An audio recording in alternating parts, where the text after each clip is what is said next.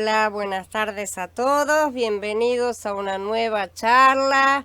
Bienvenida Daniele, Magnolia, a Lester, Johnny, Eduardo, Aníbal, bienvenidos a todos. Vamos a continuar con nuestras charlas acerca de las condiciones básicas de la oración. Si yo pudiera hacer un pedido a mis hermanos, les haría este. Finalmente, hermanos, oren por nosotros para que el mensaje del Maestro se difunda rápidamente y triunfe, así como sucedió también entre ustedes, dijo Shaul en Tesalonicenses Bet en capítulo 3. ¿De qué serviría nuestro ministerio sin la bendición divina? ¿Sí? ¿Y cómo podríamos esperar esa bendición a menos que la congregación de Yahweh la busque? ¿Sí? No restringamos la oración, por el contrario, abundemos en la intercesión por todos los miembros del cuerpo y por el crecimiento y desarrollo del mismo, ¿no es cierto? Por el crecimiento individual y corporativo, porque así y solamente de esa manera la novia podrá crecer y el mundo recibirá la luz de Mashiach. Pero entonces tenemos que tocar ahora un último punto acerca de las condiciones básicas para la oración. La pregunta es, ¿podría ser que hubiera algo en la congregación que impidiera que nuestras oraciones tengan éxito?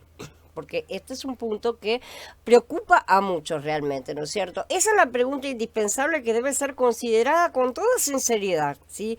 Porque incluso esto antes de que pasemos a la intercesión, porque si no... traba todo, por así decir, porque aprendemos en el primer capítulo de Yeshaya, ¿no es cierto?, que las oraciones de un pueblo impío se convierten pronto en abominaciones para Elohim. Dice, y cuando ustedes extiendan sus manos, yo apartaré de ustedes mis ojos, aunque oren extensamente, yo no escucharé. Sus manos están llenas de crimen, lávense y límpiense, aparten sus malas acciones de mi vista, dejen de hacer el mal, aprendan a hacer el bien, dedíquense a la justicia, ayuden al oprimido, apoyen los derechos del huérfano, defiendan la causa de la viuda. Vengan, lleguemos a un entendimiento, dice Yahweh. Aunque sus pecados sean como la grana, pueden volverse blancos como la nieve. Aunque sean rojos como el carmesí, pueden volverse como blanca lana. Si ustedes están de acuerdo y obedecen, comerán de lo mejor de la tierra, pero si rehúsan y desobedecen, serán devorados por la espada, porque fue Yahweh quien habló. Entonces, las congregaciones pueden caer realmente en un estado tal que incluso sus devociones se convierten en una iniquidad, ¿sí? Las fiestas solemnes se tornan un fastidio para el Adón, como él mismo dice. Podrían existir males en el corazón de cualquiera de nosotros que hicieran imposible que Elohim coherencia, siendo consistente y coherente con su propio carácter y sus atributos, prestar alguna consideración a nuestras intercesiones y oraciones. Si idolatramos la iniquidad en nuestros corazones, Él no nos escuchará. Y esto es lo que Él estaba diciendo claramente a toda la congregación de Israel en aquel momento. Hola Herminia, bienvenida. Entonces, dice Yahanan Aleph en el capítulo 3, y a cualquier cosa que pidamos la recibiremos de Él porque guardamos sus mandamientos y hacemos las cosas que le son agradables a Él. ¿Sí? Este es su mandamiento, que creamos en el nombre de su Hijo Yahshua el Mashiach y que nos amemos unos a otros como Él nos ha mandado. Y el que guarda sus mandamientos permanece en Elohim y Elohim en Él. Por eso sabemos que Él permanece en nosotros por el Ruach que nos ha dado, ¿sí? De acuerdo a estos pasuquín, entonces, hay algunas cosas que son esenciales para el éxito de la oración. Elohim oirá toda oración verdadera, pero hay ciertas cosas que su pueblo debe poseer, debe estar correctamente posicionado, porque de lo contrario, sus oraciones no darán en el blanco, es decir, no solo errarán, sino que se convertirán en pecado, porque pecar es errar al blanco. Entonces, el texto nos dice que la condición es que guardamos sus mandamientos y hacemos las cosas que le son agradables a Él. Si estamos en falta con estas cosas, nuestras oraciones simplemente no serán escuchadas. Entonces, hoy vamos a considerar los elementos esenciales, una parte, ¿sí? Para el poder en la oración, para tener el poder en la oración en cuanto no a oraciones poderosas, sino que sean escuchadas, ¿sí? Básicamente, lo que debemos hacer, lo que debemos ser, lo que debemos tener, la posición en la que debemos estar, si queremos prevalecer juntamente con Él en la oración. Entonces vamos a hablar de los elementos esenciales, ¿sí? En primer lugar, tenemos que hacer unas cuantas distinciones ya de entrada. Entendamos que hay una gran diferencia entre la oración de un alma que está buscando misericordia, ¿sí? Y salvación, y la oración de un hombre que ya es salvo. Son dos tipos de oraciones diferentes porque la postura del individuo es completamente diferente, ¿sí? Son dos condiciones diferentes. Yo le digo a cada persona que vea o que lea esto, quien quiera que sea, que si busca sinceramente la misericordia de Elohim por medio de Yahshua HaMashiach para salvación, ciertamente la obtendrá. Si cualquiera que hubiera sido su condición previa de vida, no importa cuál, si busca el rostro de Yahweh con arrepentimiento, a través de Mashiach podrá encontrarlo ciertamente. Pero diferente es el caso de las oraciones de los que ya son salvos, ¿sí? Ahora formamos parte del cuerpo de Elohim y aunque seremos escuchados de igual manera que el pecador arrepentido es escuchado, ¿sí? Ahora somos hijos y estamos bajo una especial disciplina específica para la familia regenerada. En esa disciplina las respuestas a la oración ocupan una elevada posición, ¿sí? Y señalan a los que han aprendido a andar en sus caminos. La respuesta no es como una especie de termómetro, ¿no es cierto? Que indica en qué situación estamos, por así decir. Si estamos bien, la respuesta, nuestras oraciones son escuchadas y obtienen respuestas. Si estamos bien, no solamente en cuanto a que obedecemos y nos comportamos y guardamos todos sus mandamientos, amamos a los demás, todas las cosas que tenemos que hacer y además juntamente con estas cosas guardamos todo lo que ya hemos estado estudiando, o sea que la oración no debe ser una oración personal, sino que tiene que ser juntamente con Yahweh y todo lo demás.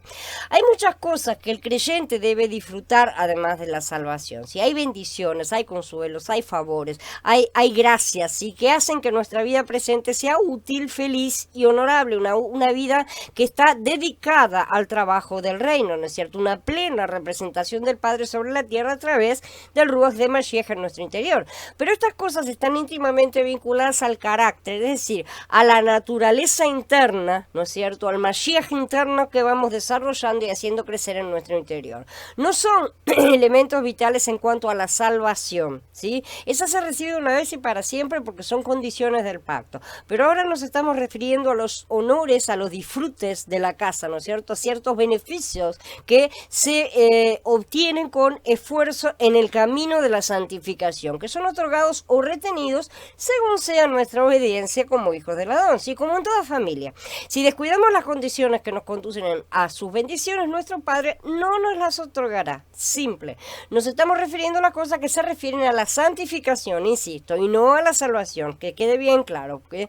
Entonces, en otras palabras, la invitación a buscar misericordia, o sea, salvación, está dirigida a quienes no tienen disposición ni capacidad de ningún tipo, excepto su necesidad más central. Son los enfermos que necesitan del médico, ¿sí? Pero habiendo entrado a la familia de Yahweh como hombres y mujeres salvos, ¿no es cierto? Una vez que creyeron, se arrepintieron, creyeron y entraron a la familia, ya son salvos. Si entramos en la familia de Yahweh, ¿sí? Descubrimos que el camino de la santificación apenas se ha comenzado y que existen muchas otras bendiciones que son otorgadas o denegadas de acuerdo a nuestra atención a las reglas del Adón para su familia. Para darles un ejemplo común, si algún hambriento, algún mendigo llegara a nuestra puerta y nos pidiera pan, ¿no es cierto? Ciertamente le daríamos, independientemente de cuál fuera su carácter. No le empezaríamos a hacer un cuestionario, ¿no es cierto? A ver de cómo se portó o cómo no se portó ese día. De la misma manera, le damos alimento a nuestros hijos independientemente de cuál sea su comportamiento, ¿sí? Por más que se haya portado mal, tampoco los matamos de hambre, ¿no es cierto? Le podemos sacar el postre, pero no le podemos sacar la alimentación básica, ¿no es cierto? No le vamos a negar nada a nuestros hijos que sea necesario para la vida. Nunca seguiríamos ningún curso de disciplina que implique poner en riesgo sus vidas, ¿sí? Como para negarle el alimento básico o el vestido que lo proteja del frío. O sea, ponerlos afuera en el patio bajo la nieve no sirve de como disciplina, ¿no es cierto? Pero hay muchas otras cosas que nuestros hijos podrían sí desear y que en ese caso se las daríamos si son obedientes, pero no se las daríamos si fueran rebeldes o mal comportados, ciertamente.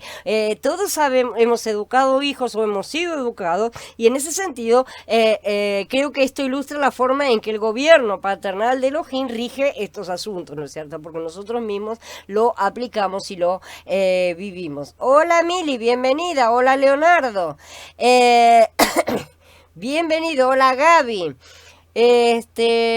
Entonces, para que recibamos eso que dice, ¿no es cierto? Cualquier cosa que pidamos, hay ciertos prerequisitos y elementos esenciales de los cuales vamos a tener que hablar ahora, y todos ellos se refieren a una postura intrínseca en la cual tenemos que colocarnos nosotros mismos. Si estamos fuera, si estamos descentrados de esa postura, nos hemos inclinado a derecha o a izquierda, estamos fuera de la postura correcta. Matías 18 dice: en verdad les digo que si ustedes no se vuelven y se hacen como los niños, jamás entrarán en el reino del cielo. Así que cualquiera que se haga humilde como este niño, este es el más importante en el reino del cielo. Todo lo que se refiere a nuestra postura y actitud delante del Padre debe ser infantil. ¿Sí? No en el sentido de una inmadurez mental o espiritual, ¿sí? Todo lo contrario. Pero es infantil en el sentido de la humildad que un niño asume delante de los adultos que saben más que ellos, ¿no es cierto? Y sobre todo delante de nuestro Padre Celestial, obviamente. Así que en primer lugar tenemos el punto de la obediencia infantil. Si estamos desprovistos de obediencia, el Adón podría decirnos lo que le dijo a su pueblo Israel: sin embargo, ustedes me han abandonado y han servido a otras deidades. No los voy a librar otra vez. Vayan y clamen a los Elohim que ustedes han escogido, que ellos los libren de sus tiempos de aprietos. Esto está en Shoftim, en el capítulo 10. Cualquier padre les puede decir que si él concediera la petición de un hijo desobediente, estaría estimulando la rebelión en la familia, estaría dándole carta libre, ¿no es cierto? Y se tornaría imposible que existiera un gobierno lógico dentro de esa casa. Es a menudo adecuado que el padre se ponga firme, y eso lo sabe cualquiera de nosotros que haya criado hijos, ¿no es cierto? Siempre tenemos que hay un momento, hay alguna situación en la que tenemos que decir cosas como: hijo, no escuchaste lo que te dije, por eso no puedo escuchar lo que me estás diciendo ahora, ¿no es cierto? Es exactamente lo mismo que nuestro Padre nos dice.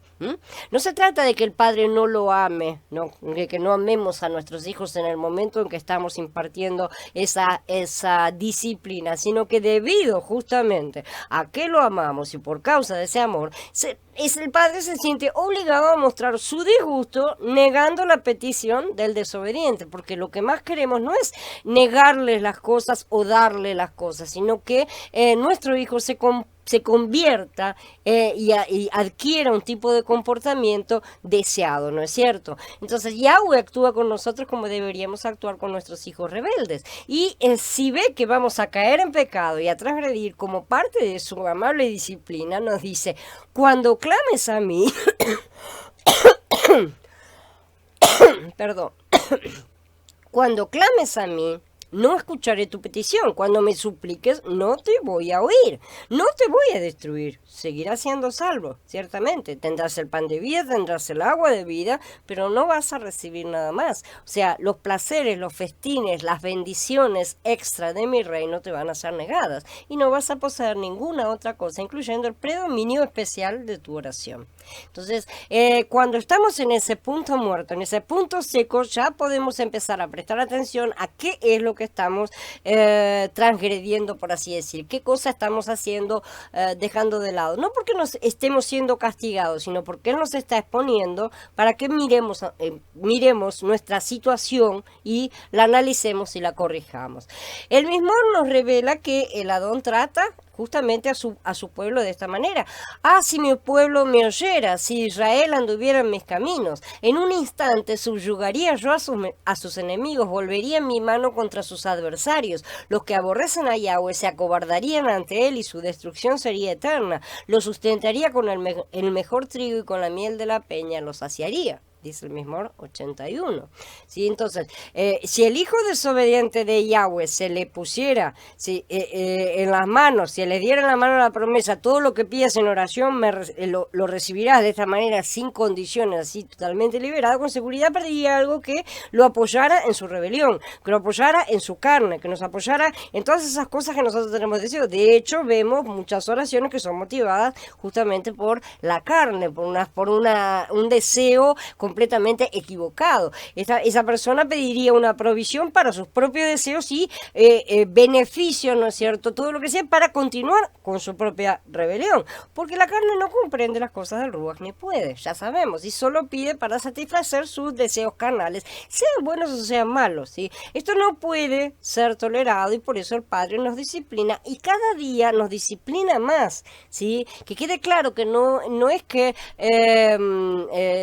cada vez tenemos peores, más cosas, o sea, o que sea cada día más dura la cosa, sino que cada día vamos creciendo más y aumentan las responsabilidades, como en la escuela, ¿no es cierto? Cada vez los estudios son más difíciles, son más densos, requieren más tiempo, más estudio, más análisis, más trabajo, más todo. Y lo mismo sucede con la disciplina de nuestro Padre, ¿no es cierto? Entonces, ¿será que podemos llegar a pensar que el Yahweh favorecería nuestras corrupciones, alimentaría nuestros deseos carnales, obedeciendo a nuestros pedidos, ¿no es cierto? Que si fueran carnales. Un corazón obstinado tiene ansia siempre de una mayor libertad para poder ser más obstinado, realmente. No quiere mudar, no quiere cambiar, hasta que no es golpeado lo suficiente como para tener que prestar atención a sí mismo, simple y sencillamente no se ve siquiera como es, ¿sí? Un ruaj altivo anhela siempre una elevación mayor para poder ser todavía más arrogante y no quiere bajarse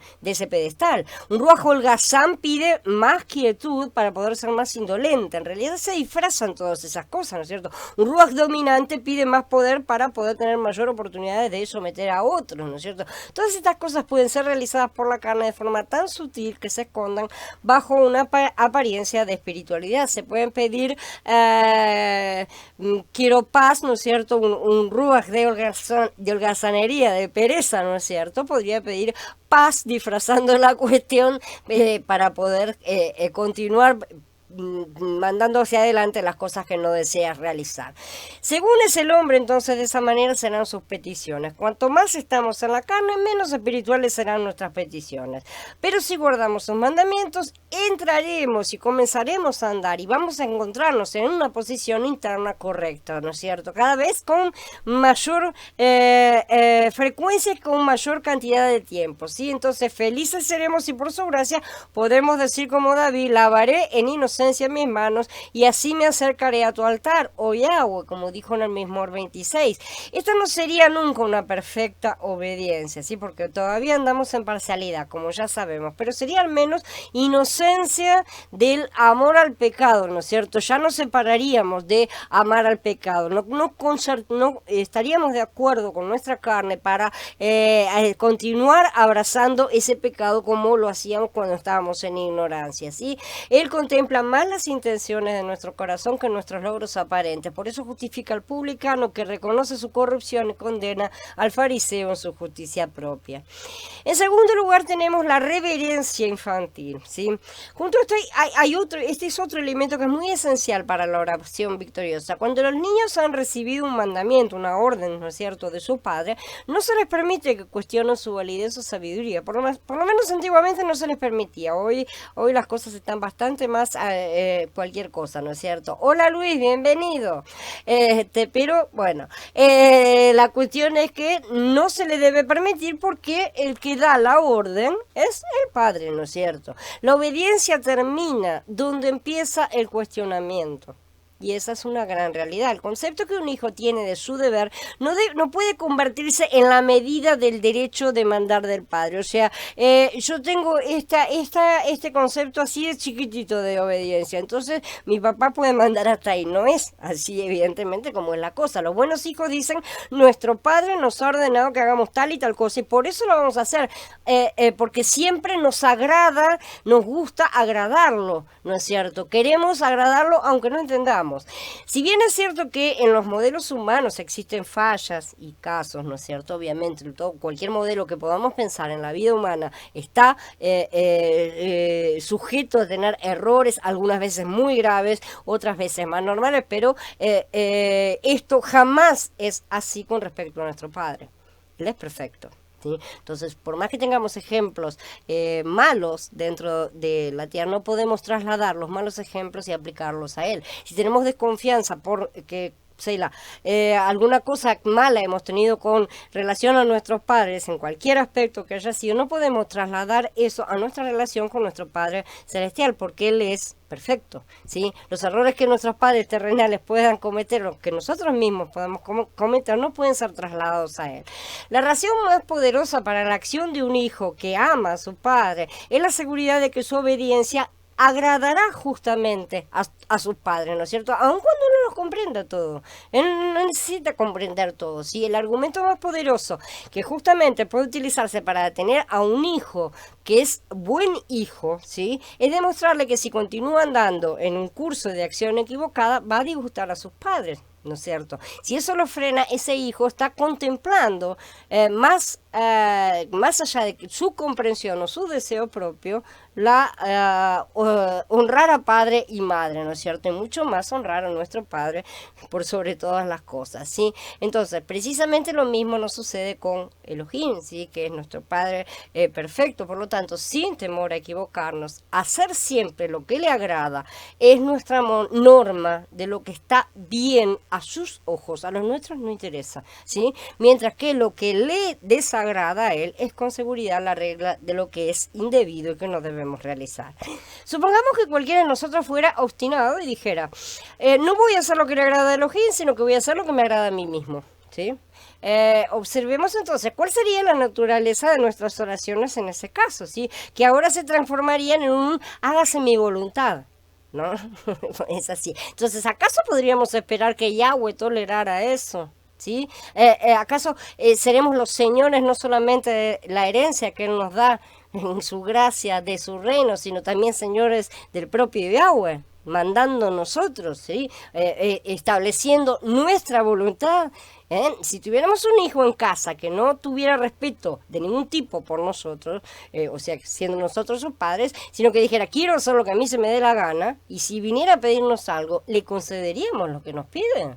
Si estuviera en ese punto de rebeldía completo, ¿nosotros le daríamos lo que nos pide?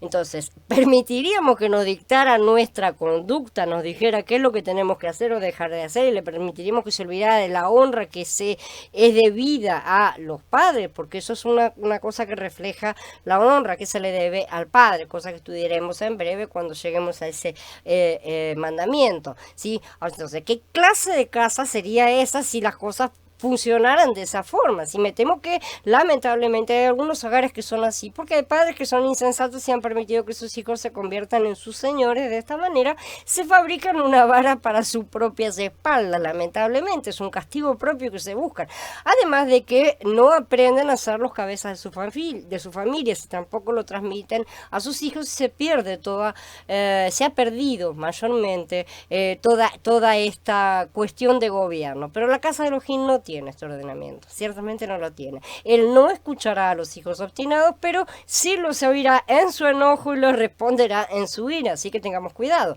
Recordemos cómo escuchó la petición que hizo Israel pidiendo carne. Cuando la carne estaba todavía en sus bocas, se convirtió en una maldición para ellos, ¿sí? Muchas personas son disciplinadas cuando obtienen sus propios deseos, como ya hemos estudiado, así como los rebeldes son llenados por sus propios engaños, ¿no es cierto? Porque oran con ídolos en sus corazones. Entonces tenemos que tener una reverencia a Elohim semejante a la de un niño obediente, obviamente, ¿sí? De tal forma que expresemos algo más que parezca, que suene como Adón, si lo que yo te pido no te agrada, tampoco me va a agradar a mí. necesariamente tiene que dejar de agradarme. Pongo en tus manos mis deseos para que tú los corrijas, me muestres cuáles son los deseos correctos y cuáles los incorrectos. Elimina cada petición que yo ofrezca que no sea correcta, ¿no es cierto? Elimina los pedidos que yo haga, muéstrame para que aprenda, ¿sí? Y agrega cualquier cosa que yo hubiera omitido también, aunque no la hubiera deseado porque aún no la tengo en cuenta, ¿sí? Si yo debía haberla deseado, escúchame como si la hubiera deseado y muéstrame qué es lo que tengo que pedir. Coloca tu deseo en mí para que se convierta en el mío propio, no sea como yo quiero, sino como tú quieres, y haz de mí lo que tú deseas para mí. Entonces, yo creo que pueden ver que es este Rúa justamente sumiso, lo que es esencial para el predominio continuo de la oración ante Elohim, ¿no es cierto? La correcta postura de hijos en sumisión, en su presencia. Lo inverso justamente es un impedimento seguro para la eficacia de la oración, ¿sí? El Adón será reverenciado por quienes le rodean, ciertamente. Tenemos que fijar su mirada, nuestro foco, ¿no es cierto?, en agradarle en todo lo que hagamos. Por eso dice que guardamos sus mandamientos y le agradamos en todo lo que hacemos y también en todo lo que le pedimos, ¿sí? Porque de lo contrario él no nos va a mirar con favor y no nos va a responder las oraciones. En tercer lugar tenemos la confianza infantil. ¿Sí?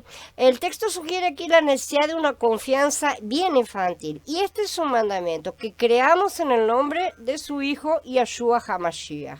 En todas partes de la Escritura se habla de la fe en Elohim como de algo necesario para una oración exitosa, ¿no es cierto? En todas partes. Tenemos que creer que hay un Elohim y que es galardonador de los que lo buscan, ¿no es cierto? Porque de lo contrario no habremos orado con fe, ¿no es cierto? El éxito de nuestra oración también es proporcional a nuestra fe. Una regla vigente del reino es la que sigue, como dice Matías en el capítulo 9. Entonces les tocó los ojos diciendo, conforme a su fe les sea hecho. Entonces recordemos cómo habla el Ruach HaKodesh por boca de Jacob, ¿sí? En el capítulo 1, y si Santiago, ¿no es cierto? Y si a alguno de ustedes le falta sabiduría, pídale a Elohim, quien da a todos con liberalidad y sin reprochar, y se la dará. Pero pida con fe, sin dudar nada, porque el que duda es como una ola del mar que el viento mueve y agita de un lado al otro. No piense alguien así que recibirá alguna cosa de Yahweh, siendo un indeciso e inestable en todos sus caminos. Entonces el texto habla de fe en el nombre de su Hijo Yeshua HaMashiach, ¿no es cierto? Que tenemos que entender que significa que confiamos en su carácter manifiesto, ¿sí? Que tenemos emuná en su evangelio, fe en que Él es la verdad, el camino, la vida, la luz, la dabar, o sea, nuestro todo, ¿no es cierto? Tenemos que tener esa fe básica. Vayamos nuevamente a nuestros análogos de familia, vamos a dar otro ejemplo. Supongamos que un hijo no cree en la palabra de su padre y está diciendo constantemente que tiene la mente llena de dudas en relación a la veracidad de sus padres, ¿no es cierto? Si mi papá me dice una cosa, yo no sé, yo lo pongo en duda, ¿sí? Una situación que la sociedad actual ha llevado tristemente a su máxima expresión, ¿no es cierto? Supongamos que en verdad le dice a todos que él no confía en su padre, lo afirma y no le da vergüenza decirlo, ¿sí? De una manera u otra, no cree que su padre diga la verdad y declara que aunque procura creer en la promesa del padre, no puede hacerlo, simplemente. Yo pienso que un padre del que se desconfía de manera tan ruin no tendría mucha prisa en conceder las peticiones de su hijo, evidentemente, ¿no es cierto? Más bien, es muy probable que los pedidos de ese hijo desconfiado no sean cumplidos, así de simple. Aun si su padre estuviera deseoso de hacerlo, ¿no es cierto? El padre puede realmente tener el deseo de que su hijo, de darle las cosas a su hijo, pero el mayor deseo que ese padre va a tener es que su hijo cambie de comportamiento, ¿sí? Y si él le diera las cosas manteniendo su hijo esa postura, estaría galardonando su propia incredulidad, diciéndole que está bien que haga y actúe de esa manera, ¿sí? Además de que estaría quebrantando la regla básica que el propio Yahweh ha establecido. Primero y en todo debemos creer y confiar. Por ejemplo, supongamos que a este hijo se le metiera en la cabeza dudar que su padre fuera a proveer para su alimentación diaria.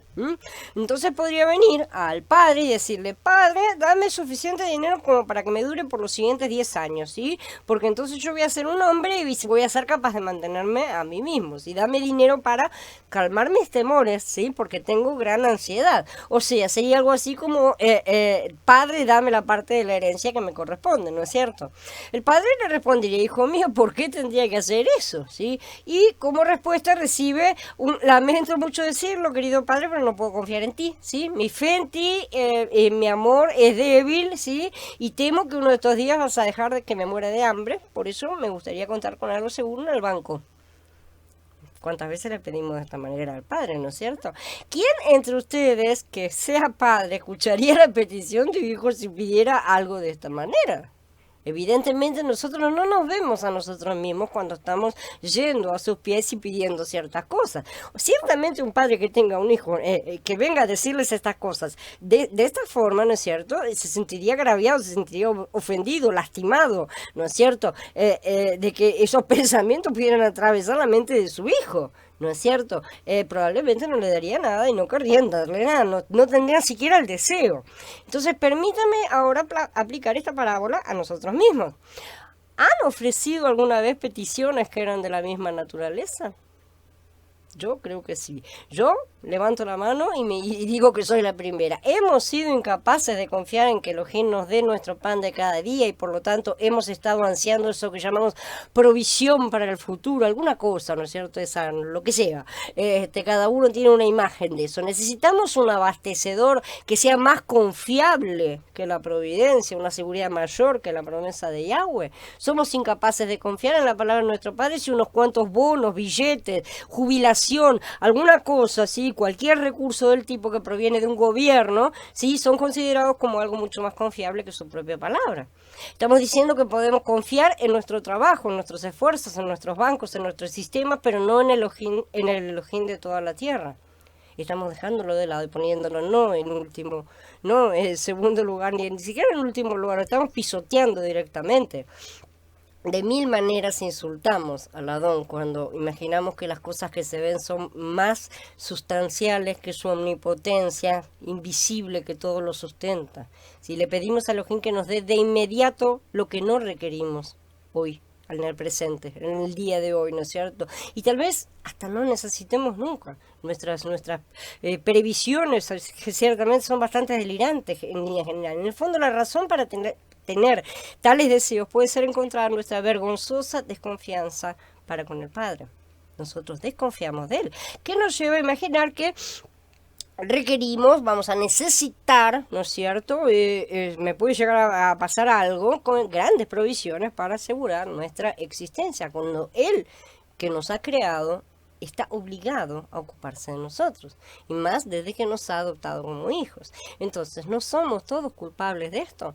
Comprendiendo estas cosas, podemos seguir esperando que la dona ayude y estimule nuestra necedad, nuestra estupidez. Tal vez lo haya hecho al principio, porque Él es paciente, ciertamente, sí, cuando éramos bebés espirituales, pero los bebés deben crecer. No se puede ser bebé espiritual para toda la vida, y llega un momento en el cual las cosas empiezan a ponerse más duras, y muchos solamente tienen una actitud de bebé, lloran, gritan y patalean, ¿no es cierto? Como que, no sé, algo les hubiera sacado el sonajero. Evidentemente ese es nuestro problema, pero la cosa es que nuestro Padre no es malvado para sacarnos el sonajero, sino que el bebé tiene que crecer y empezar a sacarse el chupete, ¿no es cierto? Entonces, en un momento Él nos tiene paciencia y Él nos deja andar de esa manera, pero hay que crecer y hay que dejar las cosas de bebé. Entonces, Él va a favorecer acaso nuestra desconfianza, va a dejar que continuemos confiando toda la vida, ¿sí? No estamos orando para pedir aumentanos la fe. Bueno, este es el proceso para que Él la aumente,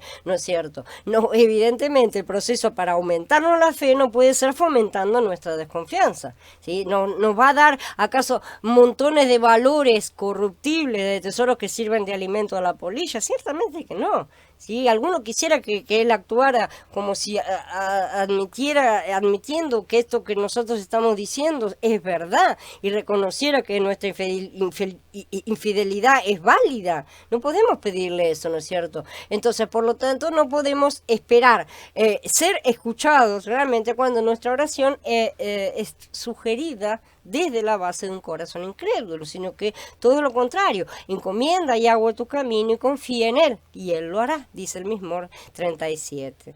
En cuarto punto, el amor infantil. Este es el siguiente elemento para el éxito continuado en la oración.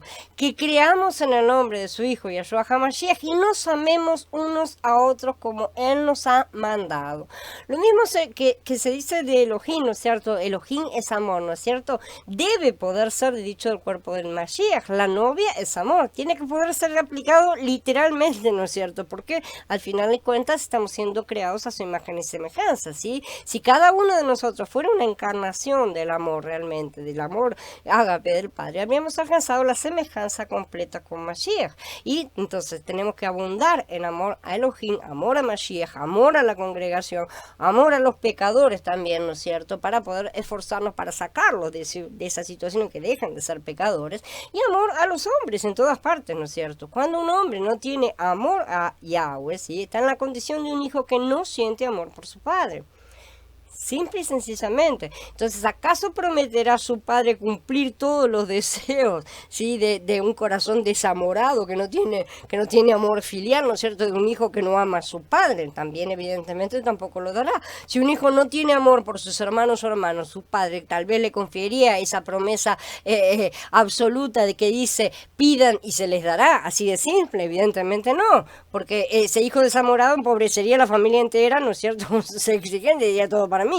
No es cierto, no se puede de esa manera, no le importaría ni al resto de las personas de la casa, y eso por no mencionar a los enemigos, a los que están afuera, ¿no es cierto? De eso directamente desaparecen de la faz de la tierra, ¿eh? Entonces, por esto podemos ver que no se le puede confiar el poder de la oración al egoísmo tampoco. A los espíritus desamorados, los que no tienen amor, que no aman a Elohim ni aman a los hombres, no se les pueden confiar las grandes, las ilimitadas promesas, ¿no es cierto? En su plenitud, no les serán otorgadas. Las promesas están ahí al alcance de todos, pero no al alcance de todos bajo cualquier condición, ¿no es cierto? Solo que el primero que la agarra, se la agarra. No se trata de esa cosa, son cosas que hay que estar capacitado, hay que ser digno, hay que estar santificado, seguir el camino suyo, ¿no es cierto? Y permitir que el Ruach nos santifique para poder alcanzar esas bendiciones, ¿no es cierto? Entonces, tenemos que amar a Elohim para que nos escuche y de él extraer ese amor que necesitamos para amar a los demás, ¿sí? Porque si no tenemos primero el amor que viene de él, no podemos amar a los demás como a nosotros mismos, porque el segundo mandamiento siempre depende del primero y no puede ni ser separado del primero, ni ser alterada la orden tampoco, ¿sí? Entonces, cuando amamos a Elohim, no oramos por nada que lo deshonre, obviamente, y no deseamos tampoco ver que se nos dé nada que no fuera también una bendición para nuestros hermanos. Entonces, todo lo que pedimos es de esa forma, ¿no es cierto? Manteniendo todas estas cosas, son cosas que apuntan siempre al bienestar del reino. Tenemos que deshacernos del egoísmo antes que Elohim nos confíe las llaves del reino. Por eso hemos estado practicando el orar unos por otros, ¿no es cierto? Justamente, cuando andamos ansiosos por nuestros problemas. Tenemos que aprender a negarnos a nosotros mismos, comprendiendo que más bienaventurado es dar que recibir. Y que ese dar no implica bienes materiales, que aunque son necesarios, son absolutamente secundarios, ¿sí? A todo lo espiritual que tenemos que aprender a compartir entre manos. Es mucho más importante todo el amor espiritual que podamos sentir unos por otros que cualquier plato de comida que se le pueda dar a cualquiera, ¿no es cierto? Una cosa no quita la otra. ¿Es necesario el plato de comida si una persona está hambrienta? Ciertamente que está, pero ese plato de comida dado sin amor tampoco sirve de nada. Entonces, en este sentido debemos aprender a superar no solo el nivel básico del amor eros, ¿sí? El amor egoísta que solo busca la satisfacción propia, sino también el amor fileo. Tenemos que superarlo también, el amor fraternal que eso da lo justo. Bueno, eso es lo que te mereces. Ahora no me pidas más que eso, ¿no es cierto? Y tenemos que sí alcanzar el amor ágape, que es el nivel del amor del Padre, porque ¿de qué nos va a servir guardar rituales y hasta mandamientos, diezmar las hierbas y hacer hincapié en detalles y sentimientos si no superamos a los que guardan la cáscara y dejan de lado la esencia? Porque les digo que si su justicia no sobrepasa la de los escribas y los fariseos, jamás entrarán en el reino de los cielos, nos advierte en Mashiach, en Matías, en el capítulo 5. Bien, habiendo ahora terminado con la charla, hola Betsaida, bienvenida, los espero a todos en el Skype en unos minutitos, ¿sí? Para continuar y hablar un poco acerca de todo lo que vimos. Así que nos vemos ahora en un ratito en el Skype. Shalom a todos, hermanos.